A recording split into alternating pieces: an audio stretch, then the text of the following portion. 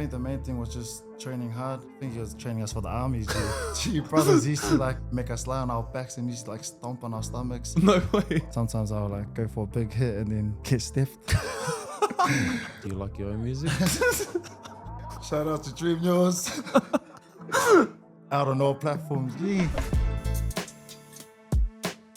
Welcome back to the MAYDAY Podcast. I'm your host, Terrell May, and today we're sitting down with one of the most physical second rows in the game.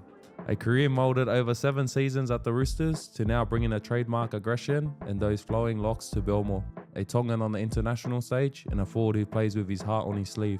This is Sitili Tupouniua. Good to have you here, my brother. Shout for having us. Yo, we're having a little yarn. He said this is his first podcast, so... Yo, so... cut anything out that needs to be cut, bro. Nah, you're good, lad. All my guys got us. Hey, shout out to my brother Jake, bro. I don't give him much love on here, but he doesn't recognize it, but we got a lot of love for you. That's my editor, this guy behind all of this stuff, so shout out to him. What's Sitili like when the boots come off during the week? Yeah, I'm just a family man, husband, and now a father. 4-month-old now, and yeah, that's pretty much it. And part-time rapper. Yeah. Nah. Oh, gee. Nah, your raps are on, man. Oh, nah. Well, we'll get into that later, but yeah, like Sitili said, family man. Where'd you grow up, doggo? Yeah, I grew up in Auckland, New Zealand, Central Auckland, Mount Ruskell. Born and raised there, and then yeah, moved over here when I was 17. So yeah, that's where I'm from. Obviously, I know your siblings, but go into your siblings, family, all that kind of stuff. I'm one of 6, 3 older sisters and 2 younger brothers. But yeah, really family orientated. Got massive family, cousins, grandparents. Always made sure that we were close. We were always around each other. Every break, every holidays. But yeah, we're very family orientated. Yeah, so Tilly's actually reps Central Auckland hard out. I remember when I first got there and this guy would wear his Auckland shirts around all the time. Yeah. But yeah, he reps it hard out. What's it like in Central Auckland?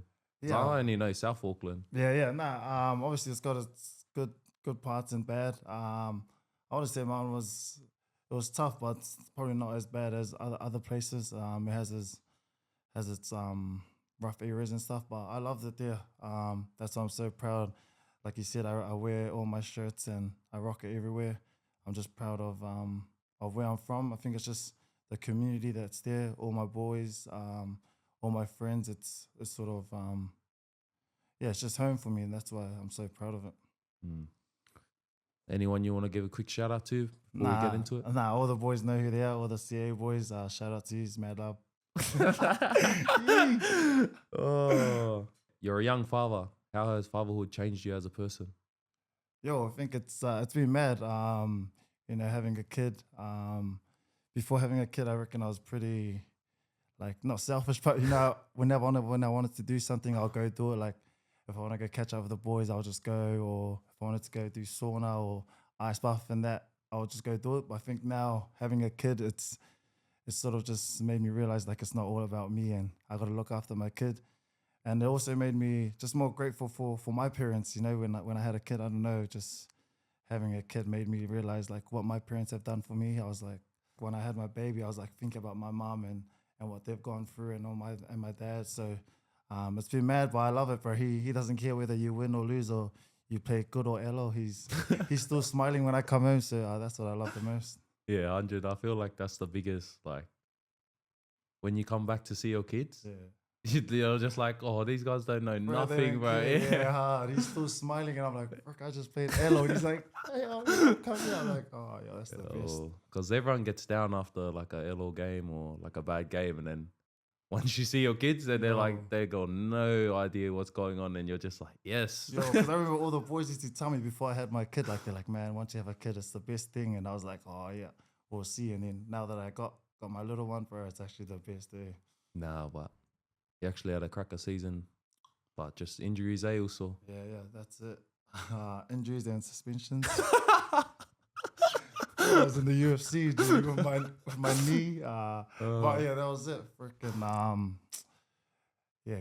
had a few good weeks, a few good games, good start to the season, and then got suspended there for a couple of weeks, and then the week I was meant to come back after my suspension, I done my hammy. So I think the dogs were like, gee, why are you paying this guy $1 million?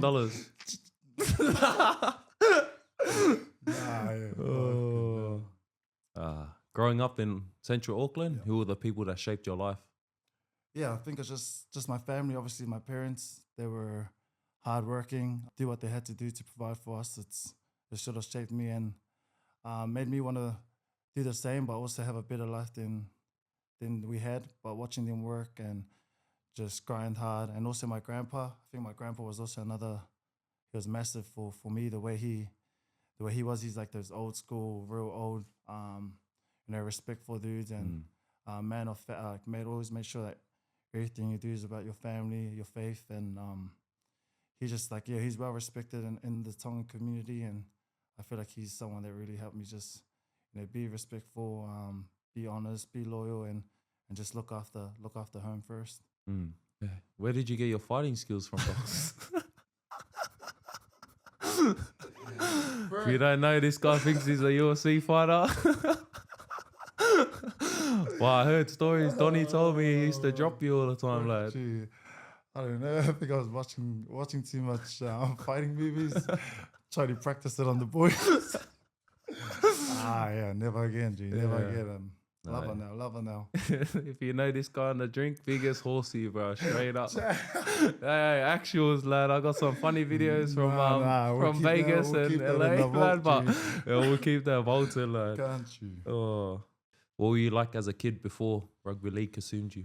I was always into sports growing up. Always loved sports, rugby. Used to play touch, tag, and all that with the boys. But yeah, I think I was just I probably was a little bit naughty growing up. Didn't like school and all that. It's probably like the black sheep of my family. I didn't finish school. I went and done my building apprenticeship. So yeah, qualified builder now. But yeah, that was me. Just sporty. Just liked hanging around with my friends and stuff, and just enjoyed being with my family. You said you were the black sheep. What school did you go to in that? I went to Mags, Manawa Grammar. So my brothers went to a different school. They went to St. Peter's, and then my sisters went to Marist, and I was the only one that went to Manawa Grammar. Why is that? I didn't get accepted to I didn't get accepted to the school that my parents enrolled me to, the school that my younger brothers ended up going to. So I ended up just going to Mags, which I feel was a blessing in disguise, because that was a sporting school, and they were well known for their sports and stuff. So I ended up going there, and I feel like it was meant to be, because I ended up playing rugby there for a bit, and then ended up playing rugby league there too. So it was good. Did you play just rugby league at school and when you were growing up, or both union and league? No, so I played rugby union growing up. I think that's how it is for most, like Kiwis especially. It was rugby union until I was like maybe 14 or 15, and then that's when I sort of jumped over and started playing league for a bit. And then how did that progression from league come about to you going to Sydney Roosters? Yeah, so like I said, I played union growing up until 14 or 15, and then when the house that I was living at, we ended up moving to a house when I was like 14, I think. And then all the boys used to walk past my house. They were playing rugby league, and they used to like come into my house and, gee, come train with us, come train rugby league. But I was like, nah, I don't want to go.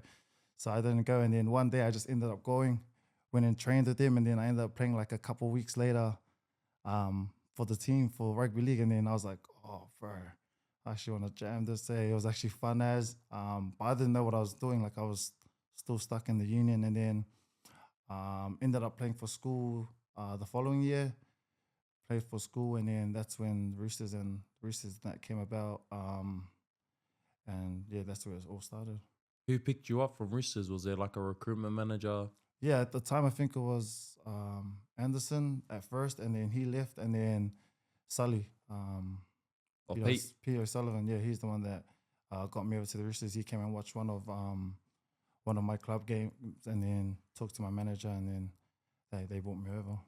What age was that?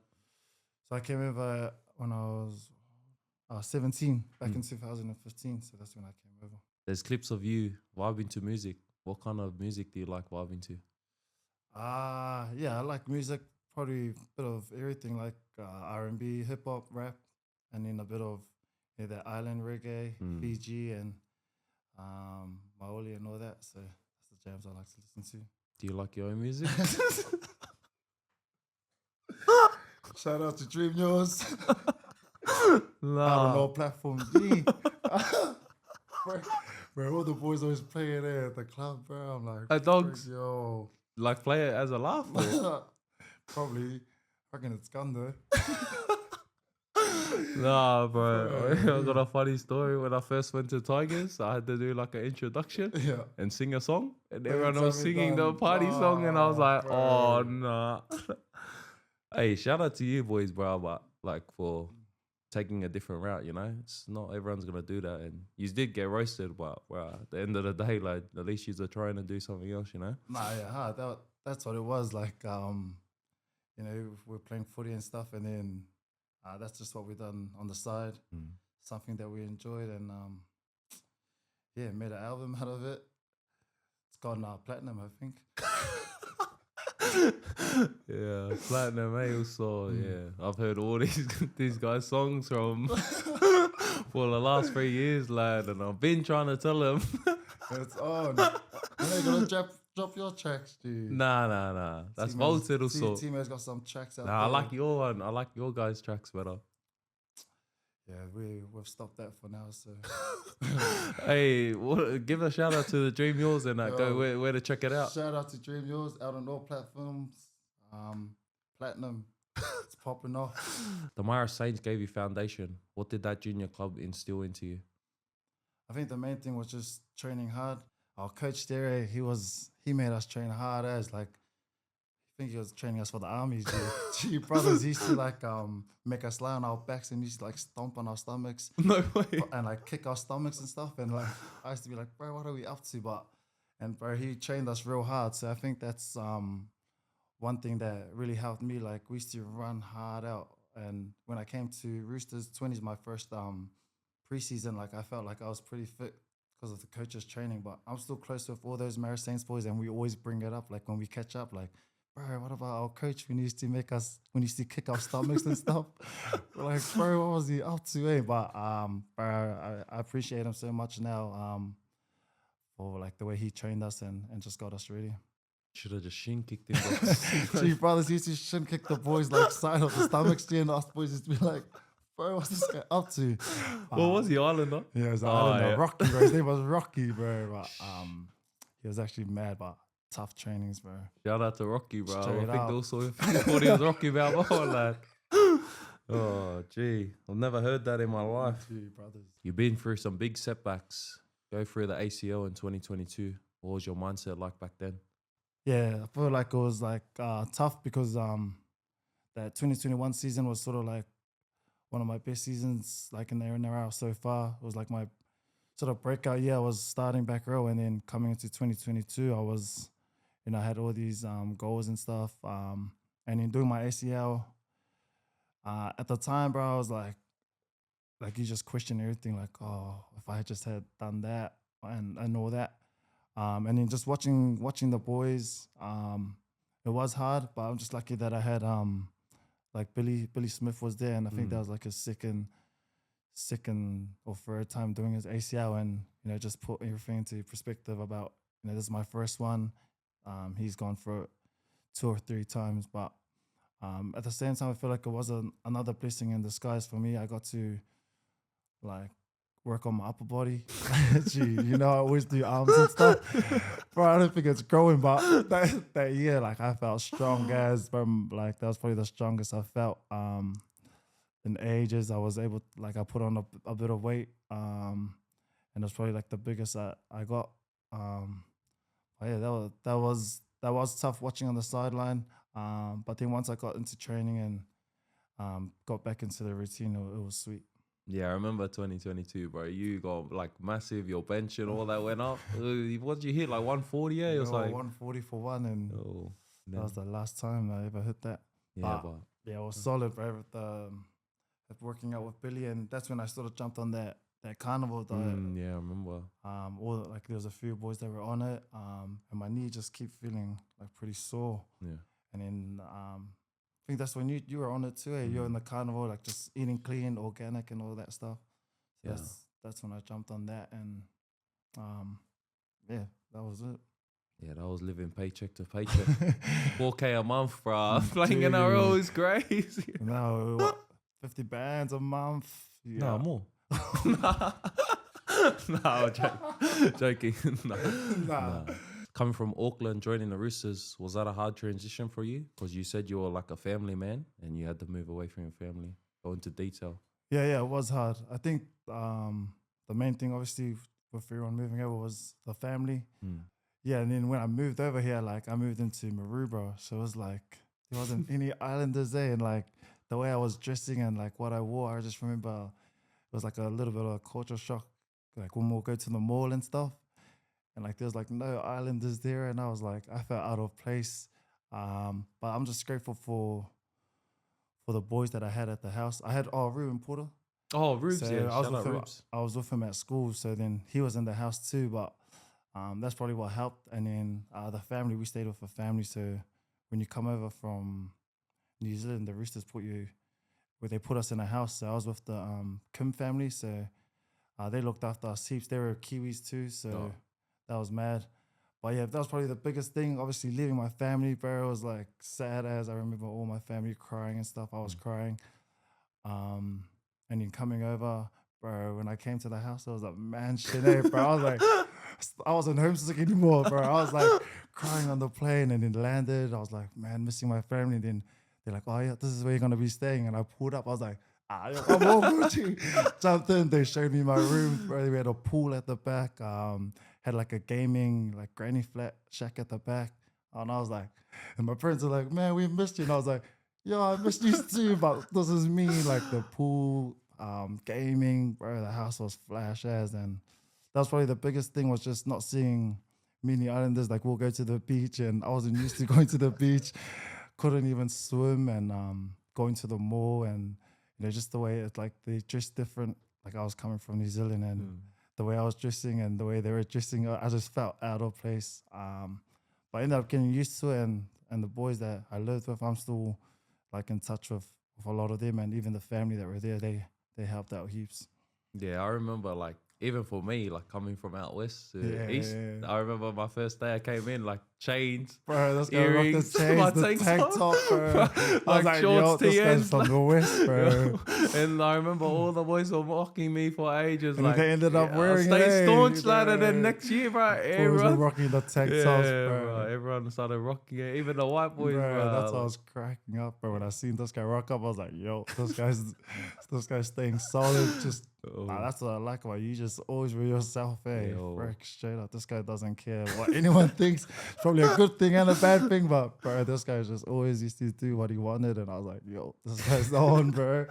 Doesn't care what anyone says, bro. Nah, that was funny, bro. I remember all the boys like, what the hell are you Training wearing? with your chains. Remember, used to chain your chains, and Coach K's like, take your chains off. Yo, he would always say, come take your chains. I was trying to hide them and that while I'm training.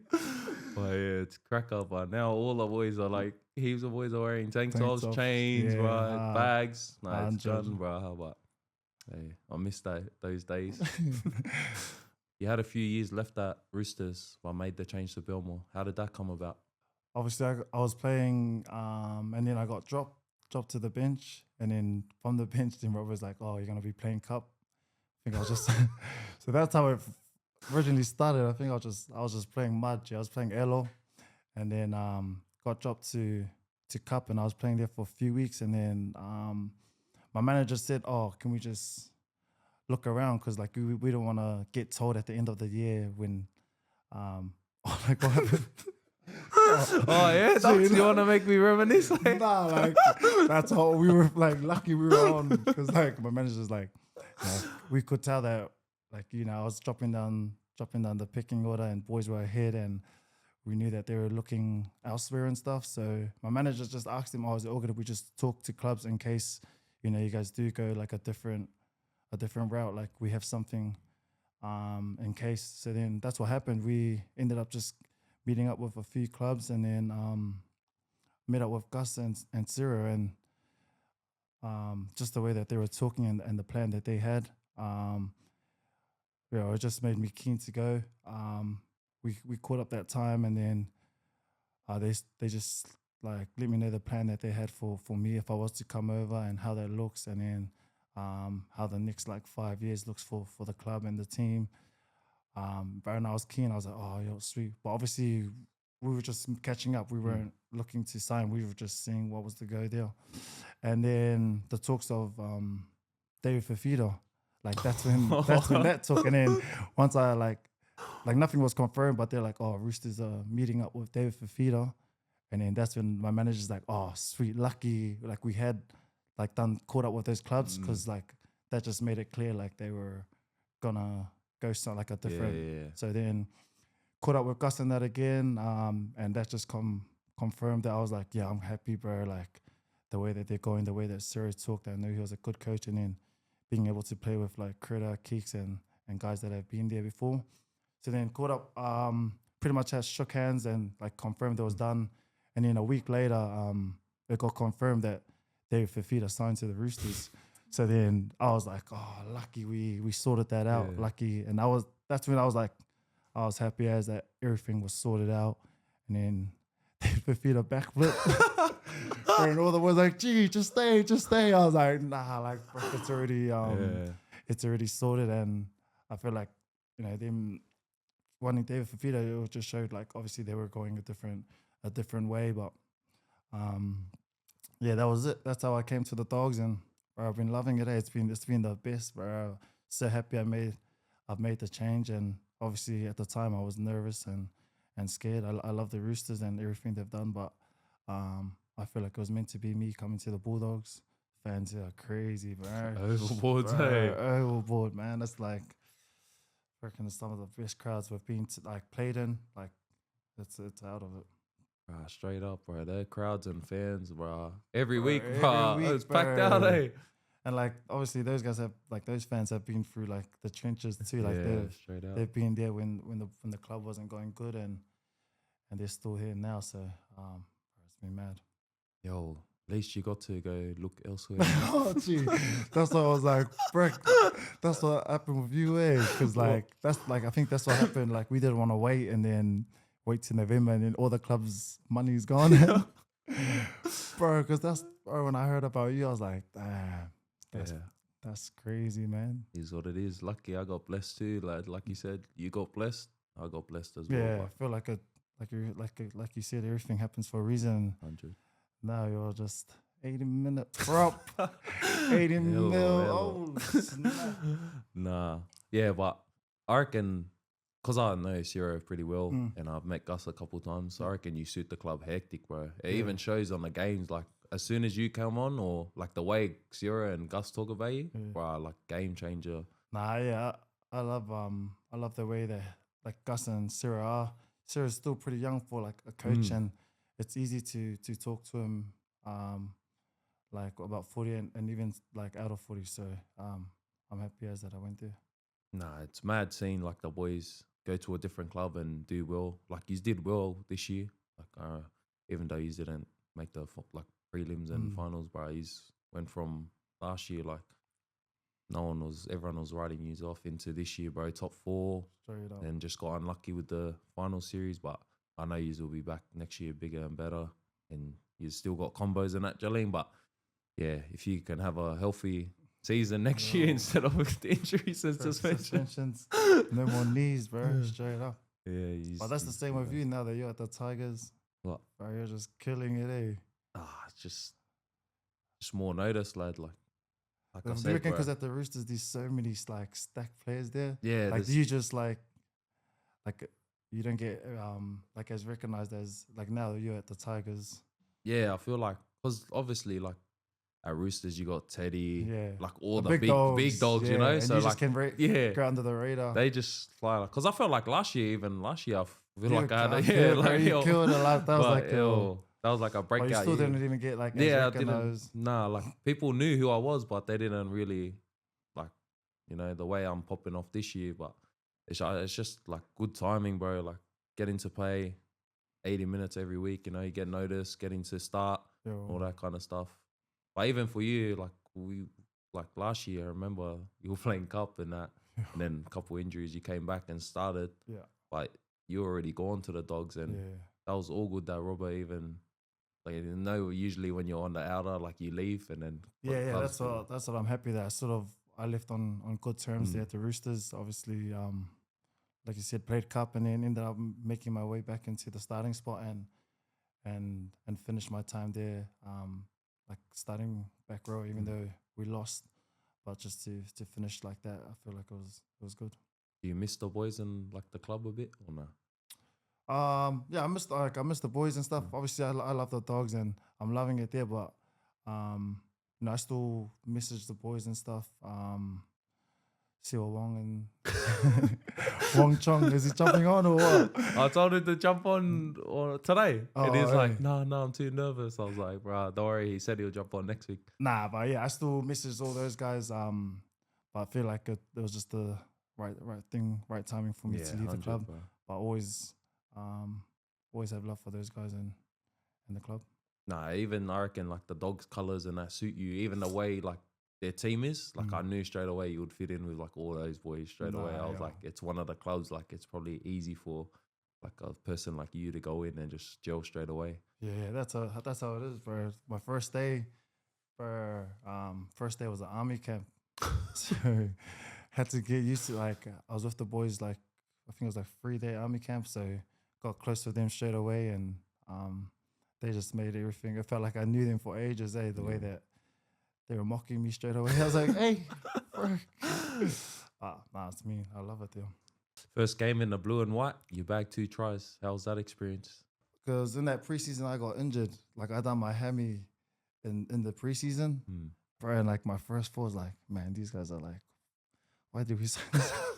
Bro, you know, when all those thoughts go through your head, and like, I got injured, and I think it was like, the second or third week of preseason, and I'm just like, man, what the hell? And then obviously leading back into full training, and then leading back into the game, Sir just told me, like, bro, you don't got to prove anything, just go out there and enjoy it, just play your game. And I feel like other years I've gone into games, like I'm always overthinking and like, you know, trying to like you got so much information in your head, bro. You know, also the bros like freaking sometimes like you go into games and you're just overthinking. But I feel like that game I just went in like clear minded, like I wasn't thinking about anything, and I feel like it's like that flow state or whatever they call it, like just going out there playing my game. And I was just happy that I scored those 2 tries. The boys just set it up perfectly, and it was a good start too. Yeah, I remember I messaged you straight away. But you killed it too, that game too. They were like, G, you're on. I was like, G, you're on too. Yo, that was our message. G, you're on. Nah, you're on. Nah, tell you, what was your real message? What? That's in the vault, lad. We'll go into the back end year, bro. When you came back firing, Docs, how'd you feel, lad? I just felt fresh, hey. Like, I think I'm not playing for that long. Some of the boys were like feeling a bit sore in that they had been playing for like what, 18, 20 weeks, and then I'm just coming back after like 6 weeks. I hadn't played for like 12 weeks. So the suspension, then the hammy, then I played 1 game and then hammy again, and then came back. And I was just keen to play. Like I was like itching to play like the whole time I was injured, and then coaching that just tell me, bro, just go do your thing, play your game, and that's what I feel like is when I'm at my best, when I'm just like I take all the information in, but then it doesn't like cook my brain, and I'm not trying to do too much. And that was just one thing that I wanted to do, was just go out there and play hard for the boys and the team, because I had missed out on freaking how many weeks. So I just wanted to go out there, play hard, and I feel like us boys there's a good opportunity there for us to like sort of go all the way, and it felt like something was building there. So like I just wanted to come in, train hard, and then go out there and just add value to the team, however that looked. So I was just happy that I was able to finish off the year with consistent games. Yeah, nah, you did, bro. You came in every game, I remember, like with a bang, or like remember when you come on like after when the tired forwards and that, right? It came in and that left shoulder, hey, doggo, that left shoulder. Don't run at the right shoulder. If you don't know, bro, this guy's got the left shoulder of doom, bro. Bro. That's what he's known for back at Roosters. Not the training. Yeah, we saw this guy always doing his left shoulders at training when the boys are running 75%. Yeah, no, but I remember watching like a few of the games and being like, bruh, as soon as this guy comes on, changes the game. Even like the commentators and Ciro would always say like the impact you have and the presence you have. Sure, yeah. And he said training too. What were you doing at Dogs training, eh? Nah, just the same thing, just training hard. But that's probably like, that's another thing that I've been just working with Ciro on, is just, finding that balance. Because like sometimes I'll try to put a hit on and they just tip on the ball, rushing out, tip off. So still something that I need to work on, but yeah, it's been good. Ciro's building something special at the Dogs. What's he like as a person and a coach? Yeah, he's smart as a coach. The thing about Ciro is like the way he like gives out the information. Like it's so clear for me. I think that's what's just really helped my game is the way he gives out the info, and it just makes my game easy. Like it's just clear for me. It's just easy to understand his system and the way he wants to play the game. As a person, he's the man. He's like you said, he's always worried about like asking about my family, how we are, and checking up on me, especially during those injuries. Because I was down a bit on the injuries, obviously injuries and suspensions, and feeling like I had let the team down and let the boys down. But he was just always checking in, making sure, bro, that's all good. That's part of the journey. We still trust you. We still believe in you, and just he kept reminding me of that. But then he also is like off the field is like trying to improve as a person, like making sure that he's always asking if I'm reading books and stuff. Obviously, I can't read it, but I think it was my first week that he gave me like a book to read, and it was like an easy book to read. So I ended up reading that book. But I feel like he's obviously trying to make us better player, but also like better person off the field. What book was it? Where's Wally? It was like this coloring book, eh? Nah, it was a good book. Is this saying you're dumb, man? Oh, shout out That was Ciro, my 10th bro. book, eh? His brothers, G. Yeah? Yo. You play with serious aggression and emotion. Have you always been like that? I have I remember like back when I was young, I was like that kid that used to cry like when he was playing. Like I used to cry from like getting angry. Oh, yeah. So like every time I get angry, like I'll just like cry. I remember like running the ball, crying like freaking little crybaby. Nah, but yeah, I feel like I've always been that like aggressive player, always wanting to like put on the big hit or like the strong runs. But like again, that's something that I'm working on too, is just finding that balance between putting on the big hit and then just actually making the tackle, because sometimes I'll like go for a big hit and then get stiffed. or they just like, or like I try to rush out the line and they just like tip it on. So that's something that I'm working on, and I've been working on for the last few years, is just being aggressive but doing it within the system. But frick, I've always been that like aggressive player since I was young, since I can remember. But now I feel like I'm better at controlling it and using it as as an advantage instead of just rushing out and being reckless with it. Yo, is that why you're aggressive on the drink? Gee, don't believe this guy. Gee, I got video proof. So much video proof of this guy. Chill guy. I'm a chill guy, G, straight drink, up, G, brothers. Oh, man, he's too much. Who are some of the past and present players you watch to this day and try to mold your game into? I think the obvious one is Sonny Bill. I think that's everyone from New Zealand wanted to be like Sonny Bill, just the way he played. Just strong, big hits and offloads and all that. But then coming to the Roosters, it was Boyd Cordner. For the way he used to, like, that's probably sort of something that I've taken off him. Jazza, Boyd Cordner was, bro, the way they used to train, like the way you see them on the, like, you know how Jazza is when he trains. Bro, there's no 55%, there's no amber level, it's 100%. So that's definitely, Boyd Cordner was massive because obviously I was a back row player. So watching Boyd Cordner, the way he used to train and the way he used to play, like definitely someone I used to look up to. He's like that.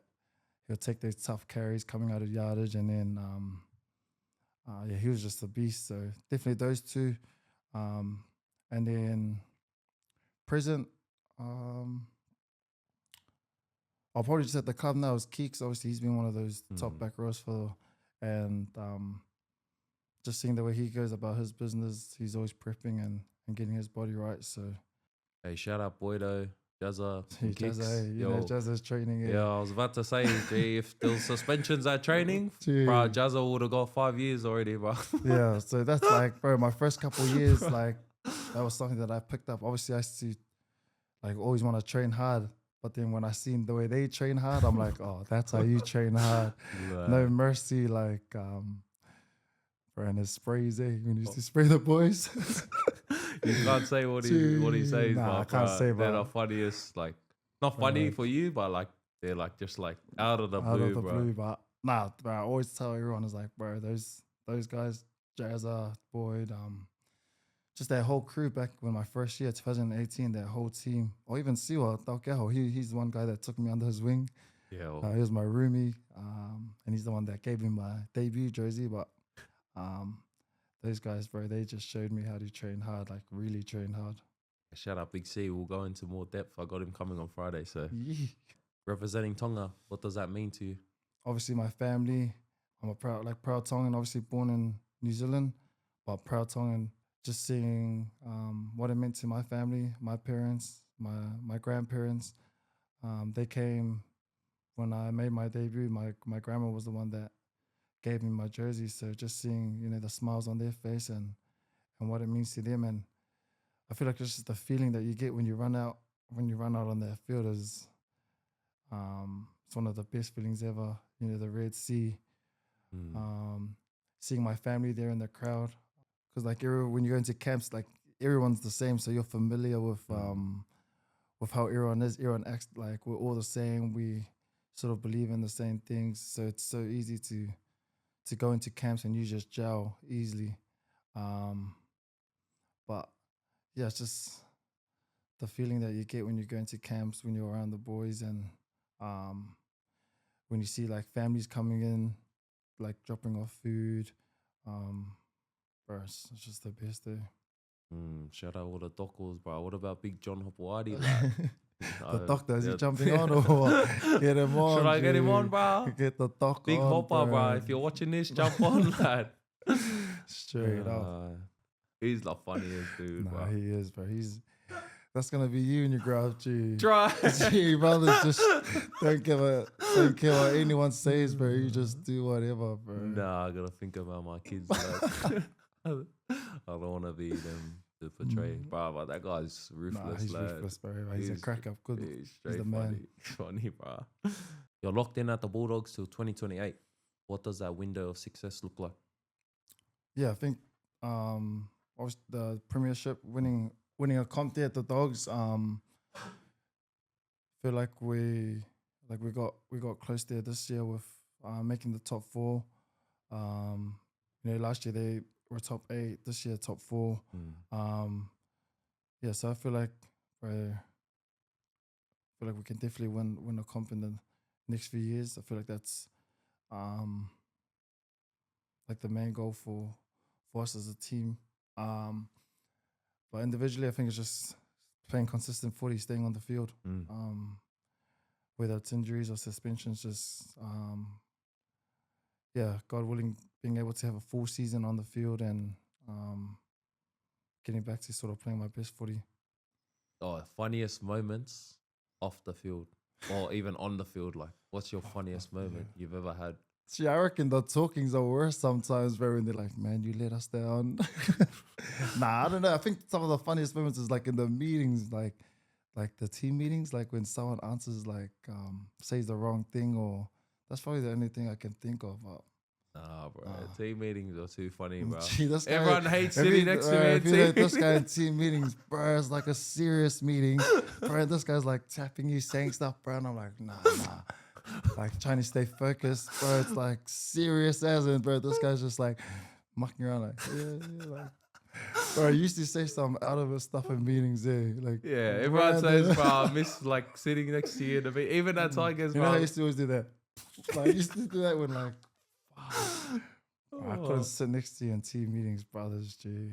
Hey, I make it funny, but but bro, sometimes it'll be like a serious meeting. I'm like trying to listen to the coach, bro, and it's just like you're just tapping my leg, and I'm like, nah, bro, don't look. But those are actually funny. The huddles, in the huddles on like before game day.